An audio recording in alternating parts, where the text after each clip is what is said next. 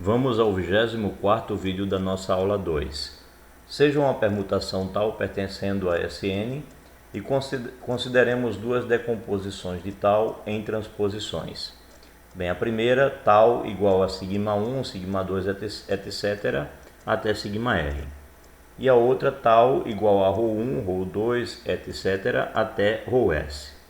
Então, os inteiros R e S, que indicam a quantidade de transposições da primeira decomposição e a quantidade de transposições da segunda decomposição, eles têm a mesma paridade, ou seja, ou eles são ambos pares ou são ambos ímpares.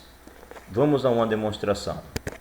Bem, devido ao primeiro corolário da proposição anterior, temos que o sinal de tal ou a assinatura da tal vai ser menos 1 elevado a R, onde R é a quantidade de transposições da decomposição da tal, mas também vai ser menos 1 elevado a S, porque S também é uma quantidade que indica a quantidade de transposições que a gente consegue decompor a tal. Então a gente tem que menos 1 elevado a R tem que ser igual a menos 1 elevado a S, porque ambos são o sinal da tal. Isso significa dizer então que ou R e S são pares, portanto essas potências dão igual a 1, ou R e S são ímpares e essas potências são iguais a menos 1. Então, uma das duas situações, e isso demonstra o nosso resultado. R é par, respectivamente ímpar, então S é par, respectivamente ímpar. Bem, isso nos leva a uma definição. Uma permutação tal, pertencente a Sn, é chamada par ou ímpar, conforme possa ser expressa como um produto de um número par ou ímpar de transposições, respectivamente. Em outras palavras, conforme sua assinatura, ou seja, o seu sinal, é 1 ou menos 1. Então, quando ela é par, a sua assinatura, ou seja, o seu sinal, é 1, e quando ela é ímpar, a sua assinatura é menos 1. O conjunto das permutações pares, ou seja, as permutações de sinal 1 de Sn, será indicado por AN. E esse conjunto é um conjunto muito interessante com propriedades bastante úteis. Vamos à proposição que diz basicamente como é esse conjunto. Para todo n maior do que 1, o conjunto AN é um subgrupo de ordem n fatorial sobre 2, ou seja, índice 2, de Sn. O subgrupo AN será chamado grupo alternado de grau n. Vamos à demonstração. Bem, observe primeiro que AN não pode ser vazio, pois a identidade, a permutação idêntica, ela é decomposta dessa maneira, ou seja, ela é decomposta em duas transposições, portanto uma quantidade par. Logo, a identidade pertence ao AN, como a gente esperava para que ele fosse um grupo, não é? Agora considere que tal e φ estão em AN. Então, o sinal da tal vai ser igual ao sinal da φ, que vai ser 1, porque eles estão em AN e é assim que AN se compõe.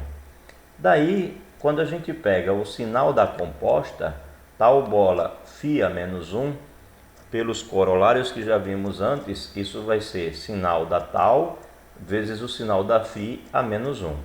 Ora, mas isso vai ser então 1 vezes 1 a menos 1. Só que 1 a menos 1 é 1 também, portanto isso vai ser 1 vezes 1, que vai ser 1. Portanto, a composta tal bola φ a menos 1 continua ainda em AN. E assim a gente conseguiu provar que AN é subgrupo de Sn. Pois bem, agora considere que existem R permutações pares e S permutações ímpares em Sn, que denotaremos respectivamente por, bem, as R permutações pares serão essas permutações tal 1, tal 2, tal R, e as S permutações ímpares serão essas permutações aqui, φ1, φ2, φs.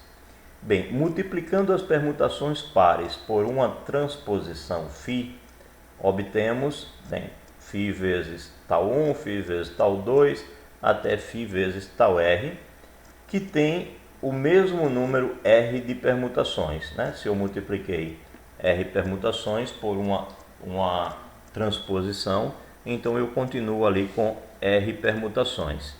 Mas o produto de permutações ímpares, como é o caso de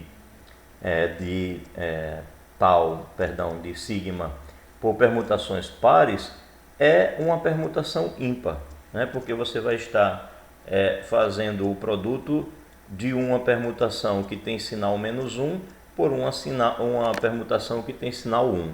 Então, o sinal dessa composição vai ser -1 vezes 1, que é -1. Então, se eu multiplico uma permutação ímpar por uma permutação par, eu obtenho uma permutação ímpar. Ora, então o que eu concluo? Isso daqui passa a ser uma lista de permutações ímpares. A quantidade total de permutações ímpares é S. E aqui eu tenho R permutações ímpares, todas distintas. Ora, sendo assim, eu concluo que R é menor ou igual do que S, porque a quantidade total eu sei que é S, mas aqui eu tenho R permutações. Então, R é menor ou igual que S. Bem, vamos fazer um raciocínio análogo. Multiplicando as permutações ímpares pela transposição sigma, obtemos S permutações pares, ou seja, sigma vezes φ1, sigma vezes φ2, etc., até sigma vezes φs, eu vou ter aqui S permutações pares. Por quê? Porque eu vou estar multiplicando uma permutação de sinal -1 por uma outra permutação de sinal -1. Então vai ficar -1 vezes -1, que vai dar sinal 1. Então eu aqui tenho S permutações pares. O total de permutações pares é R. Então assim eu concluo que S é menor ou igual que R. Mas eu tinha concluído anteriormente que R era menor que S. Menor ou igual que S. E agora eu concluí que S é menor ou igual que R. Então, dessa forma, de fato, R é igual a S, e como o número total de permutações em Sn é n fatorial, então acabamos de descobrir que a quantidade de permutações pares é igual à quantidade de permutações ímpares. E a soma das permutações pares, quer dizer, a união das permutações pares com as permutações ímpares, vai dar o Sn todo. Portanto, a quantidade de permutações pares, ou seja, o conjunto, a quantidade de elementos de AN, é n fatorial dividido por 2, é exatamente a metade. Consequentemente, o índice de Sn sobre AN é exatamente 2. Pois bem, um corolário imediato é que AN é um subgrupo normal de Sn, porque nós já provamos que todo subgrupo de índice 2 é normal. E um exemplo, quando a gente pega o S3, que a gente vem pegando sempre, a gente sempre vem olhando para o subgrupo que é formado pelo 1, pelo 1, 2, 3 e pelo 1, 3, 2. Esse subgrupo é exatamente o A3, ou seja, é um exemplo de um AN dentro de um Sn. O S3 é esse e o A3 é esse aqui. E claro, dá para a gente fazer a tabela de operações do grupo AN, né? O Sn quocientado pelo AN passa a ser então AN e φ vezes AN, porque pegando φ, uma permutação ímpar, φ vezes AN vai me dar justamente as permutações ímpares, enquanto que o AN tem as permutações pares.